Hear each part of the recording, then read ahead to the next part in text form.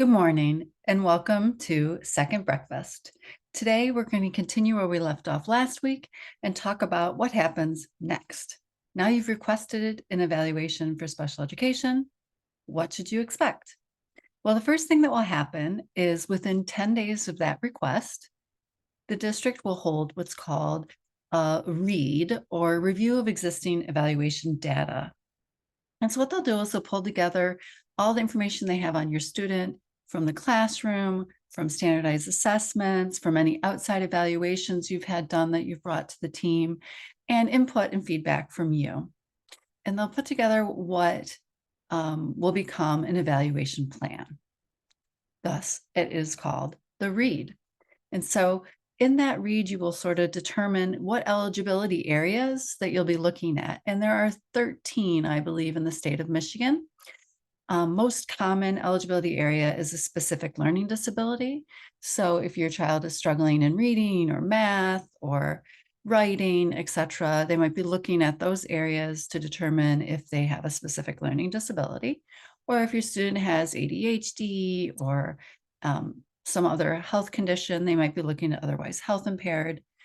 Or if your student has depression and anxiety that's really impacting them, they might be looking at whether they qualify under an emotional impairment, for example. That's just 3 examples. So that'll be determined at the read, and you'll go forward with the appropriate assessments based on what they're looking at, what the problem areas are.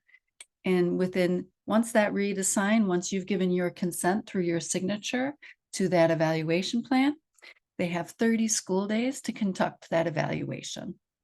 And by the end of that timeline, those 30 school days, you'll come to a meeting to review the results of that evaluation. Usually teams will send their evaluation report a couple of days in advance, so you have a time to review it, think about questions you have, sort of digest the information, what you do understand, what you don't understand, so you can ask questions and they can kind of walk you through what their findings were. And at that meeting, when you sit down and they go through the evaluation report now that you've hopefully had a chance to review, they'll then collaboratively, you should determine the eligibility, whether your student is eligible or not for special education services. If so, then they'll write an individual education plan for that student. If not, then they might look at a 504 plan or continuing general ed interventions through the student study team. I will talk in the next one about what you can do if you disagree with the team's decision. I hope you have a great rest of your day and enjoyed your second breakfast.